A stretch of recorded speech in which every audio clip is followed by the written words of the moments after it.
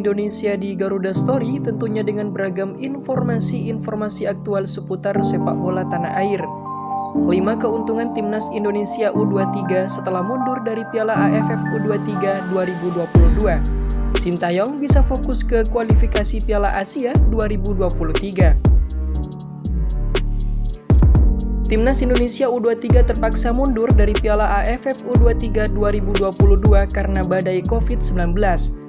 Itu membuat Timnas Indonesia U23 tidak mampu mempertahankan gelar juara yang mereka dapat pada edisi 2019. Meski begitu, ada hikmah dari kejadian buruk ini. Berikut 5 keuntungan Timnas Indonesia U23 usai mundur dari Piala AFF U23 2022. Minimalkan risiko penyebaran lebih lanjut dari COVID-19 dalam skuad Timnas Indonesia. Sebagaimana diketahui, beberapa waktu lalu, 7 pemain Timnas Indonesia U23 terkonfirmasi positif COVID-19. Mereka adalah Ronaldo Kuate, Muhammad Ferrari, Braif Fatari, Taufik Hidayat, Irfan Jauhari, Ahmad Vigo Ramadhani, dan Cahya Supriyadi. Selain mereka, ada 4 pemain lain yaitu Alfian Radewangga, Genta Alvaredo, Muhammad Kano Helmiawan, dan Marcelino Ferdinand yang masih menunggu masa inkubasi. Sebab mereka satu kamar dengan pemain yang positif COVID-19. Lalu ada juga satu official tim yang positif COVID-19. Jika memaksa mengikuti Piala AFF U23 2022, risiko bertambahnya jumlah kasus positif di skuad Timnas Indonesia makin besar. Oleh sebab itu, mundur dari turnamen ini dinilai sebagai keputusan terbaik dalam situasi buruk tersebut. Pemain yang terpapar COVID-19 bisa fokus untuk sembuh.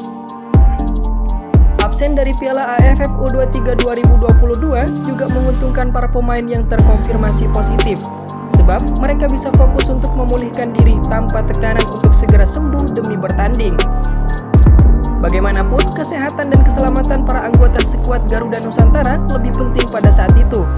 Meski berat, keputusan mundur pun harus diambil oleh PSSI. Kasus COVID-19, Timnas Indonesia U23 juga kehilangan 3 pemain karena cedera. Mereka adalah Gunansar Mandoen, Ramai Rumakik, dan Muhammad Iqbal. Setelah mundur dari Piala AFF U23 2022, ketiga pemain itu bisa fokus untuk pemulihan diri. Jadi, tenaga mereka pun bisa dimaksimalkan oleh klub masing-masing di Liga 1 2021-2022. Klub-klub Liga 1 kembali diperkuat oleh para pemain muda terbaik masing-masing. Absennya Timnas Indonesia U23 dari Piala AFF U23 2022 secara tidak langsung juga menguntungkan klub-klub Liga 1. Sebab, klub-klub itu bisa mendapatkan kembali para pemain muda terbaik mereka.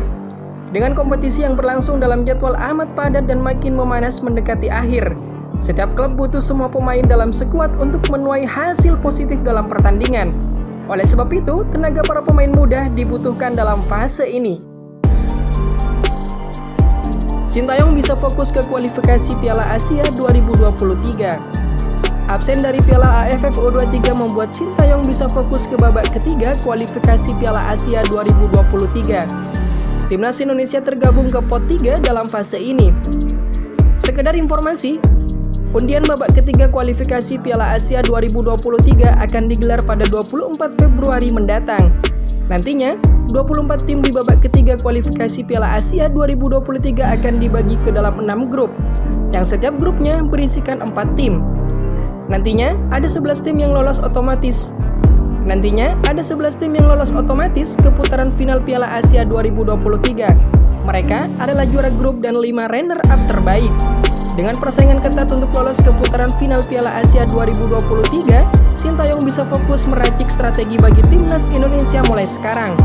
Perlu diketahui, babak ketiga kualifikasi di Piala Asia 2023 akan berlangsung pada 8 sampai 14 Juni mendatang. Babak ketiga kualifikasi Piala Asia 2023 akan berlangsung pada 8 sampai 14 Juni mendatang. Para pencinta sepak bola dimanapun Anda berada, terima kasih telah menonton video ini dan jangan lupa dukung Indonesia untuk menjadi juara.